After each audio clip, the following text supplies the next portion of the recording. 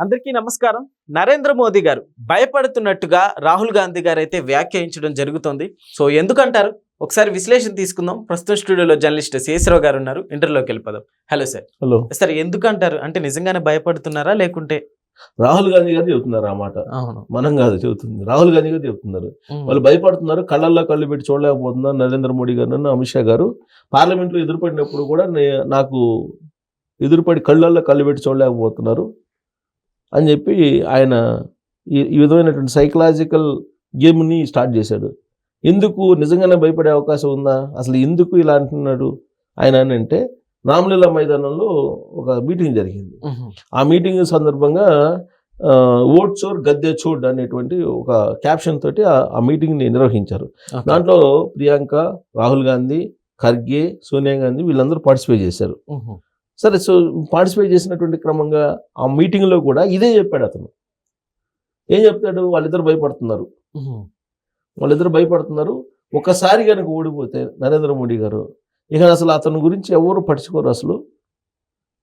కానీ కాంగ్రెస్ పార్టీ అయితే మాత్రం అహింస, శాంతి, నిజాయితీ వీటితోటే మేము రాజకీయంగా పోరాడుతున్నాము, అందుకే మేము అధికారంలో లేకపోయినా నిలబడగలిగాము. కానీ నరేంద్ర మోడీ గారు అలాగే అమిత్ షా గారు అలా కాదు. వాళ్ళు వ్యవస్థల్ని కుప్పగూలు చేశారు. వ్యవస్థల్ని కుప్పగూల్చడంతో పాటు వ్యవస్థలను ఉపయోగించి ప్రత్యర్థుల్ని ఇబ్బందులు పెడుతున్నారు. కాబట్టి వాళ్ళు ఒక్కసారి ఓడిపోతే ఇక వాళ్ళు అసలు వాళ్ళ గురించి ఎవరు పట్టించుకోరు. ఇక నరేంద్ర మోడీ గారి గురించి ఇప్పుడు ఇంత గొప్పడని చెప్పి అందరూ అంటున్నారు కదా, ఒక్కసారి ఓడిపోయి చూస్తే అప్పుడు తెలిసిద్ది అతను ఏంటి అనేది ఒక కొత్త రకమైనటువంటి డైలాగ్స్ని వినిపిస్తున్నారు. ఎవరు?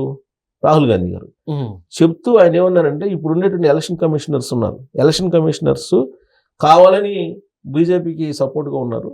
ఎలక్షన్ కమిషనర్స్ని విచారిస్తాం మేము, ఎలక్షన్ కమిషనర్స్ మీద విచారణ లేకుండా చట్టాన్ని తీసుకొచ్చారు.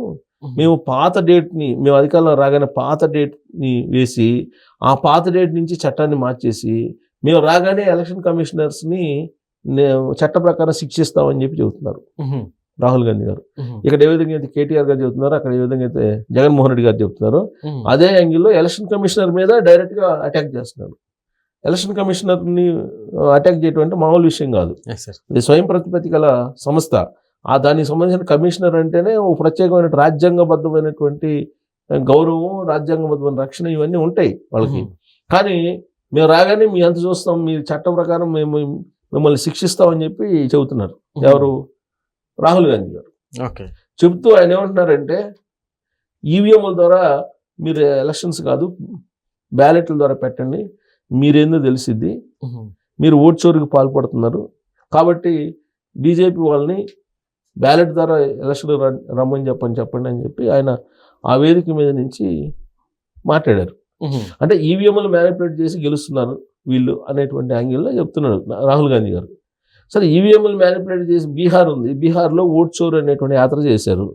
ఆ తర్వాత ఓటర్ సమగ్ర విచారణ చేపట్టారు. సర్ అనేటువంటి ప్రోగ్రాం జరుగుతుంది. సో ఇలాంటి సమయంలో ఇప్పుడు అసలు కాంగ్రెస్ పార్టీ ఉనికే లేదు కదా బీహార్లో. ఉనికే లేదు ఎక్కడ బీహార్లో మళ్ళీ ఎన్డీఏ ప్రభుత్వం వచ్చింది కదా, అక్కడ నితీష్ కుమార్ మళ్ళీ సీఎం అయ్యాడు కదా. అక్కడేమో సమాజ్వాదీ పార్టీకను ఉత్తరప్రదేశ్లో కాంగ్రెస్ పార్టీకి పడదు, అక్కడేమో జేడీయూ కను కాంగ్రెస్ పార్టీకి పడదు బీహార్లో. సో ఇలాంటి డిస్ప్యూట్స్ ఉన్నాయి. కానీ వాటి గురించి ఆలోచించుకున్న రాహుల్ గాంధీ గారు ఏమని అంటారంటే, అసలు తాను అడిగినటువంటి ప్రశ్నలకి పార్లమెంట్లో కానీ పార్లమెంట్ బయట కానీ సమాధానం చెప్పలేక భయపడుతున్నారు అని చెప్పి సైకలాజికల్ గేమ్ను మొదలుపెట్టాడు. ఏంటి సైకలాజికల్ గేమ్ ఎందుకు మొదలుపెట్టాడు అని ఆయన వ్యూహాత్మకంగా చేస్తున్నాడా, లేదంటే యాదృచ్ఛికంగా ఏదో అలా ప్రసంగిస్తున్నాడంటే వ్యూహాత్మకంగా చేస్తున్నాడు అనేది రాజకీయ వర్గాల్లో వినిపిస్తుంది. ఎందుకు?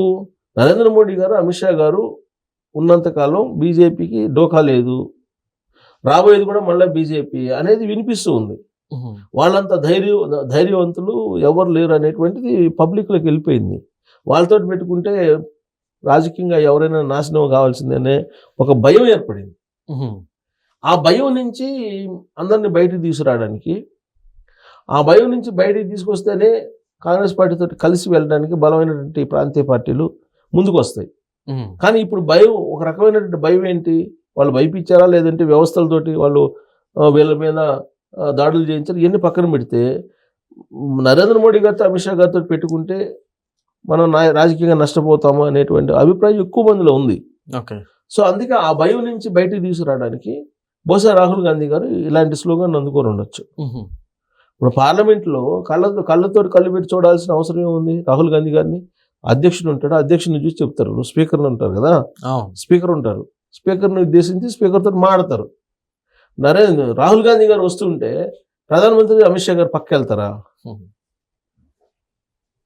పక్కకి వెళ్ళరు కదా. అధికారంలో ఉన్నారు ప్రధానమంత్రి, పవర్ఫుల్ ప్రధానమంత్రి గారు.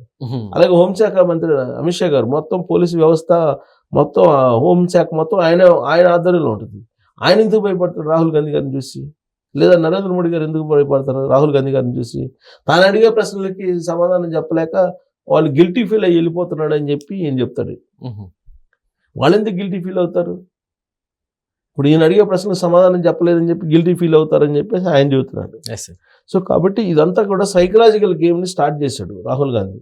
ఎందుకంటే డైరెక్ట్ ఫైట్ చేస్తే వర్కౌట్ కాల, బీహార్లో వర్కౌట్ కాలేదు, అంతకుముందు వర్కౌట్ కాలేదు, ఎక్కడ వర్కౌట్ కావట్లేదు డైరెక్ట్ ఫైట్ చేస్తే. అందుకని సైకలాజికల్ గేమ్ మొదలుపెట్టి ఈ సైకలాజికల్ గేమ్ నుంచి ఏదో ఒక మంచి అవుట్పుట్ని తీసుకొద్దాము. ఒకసారి ఓడిపోతే నరేంద్ర మోడీ గారు ఏమి ఉండదు అని అంటారు. ఇప్పుడు నరేంద్ర మోడీ గారు ఏజ్ 75. సో ఆయన ఇంకా ఓడిపోయిన తర్వాత ఇంకేముంటుంది? జనరల్గా ఓడిపోయిన తర్వాత ఎవరు పట్టించుకుంటారు? ఏజ్ ఇప్పుడు మన్మోహన్ సింగ్ గారు అప్పట్లో ఓడిపోయారు. ఓడిపోతే మన్మోహన్ సింగ్ గారిని ఆయన ఆర్థికవేత్త కాబట్టి వాళ్ళు కూడా పట్టించుకుంటున్నారు. ఇప్పుడు ఇంతకుముందు చేసినట్టు ప్రధానమంత్రులు ఎంతమందిని పట్టించుకుంటున్నారు? లేదు అసలు. అధికారంలో ఉన్నప్పుడే పట్టించుకుంటారు, అధికారం పోయిన తర్వాత ఎవరు పట్టించుకోరు. ఇప్పుడు రాహుల్ గాంధీ గారు అదే చెప్తున్నారు. రాహుల్ గాంధీ గారు ఏమంటారు? ఒకసారి ఓడగొట్టండి, ఆయన గురించి మర్చిపోతాం మనం అని అంటాడు. ఓకే.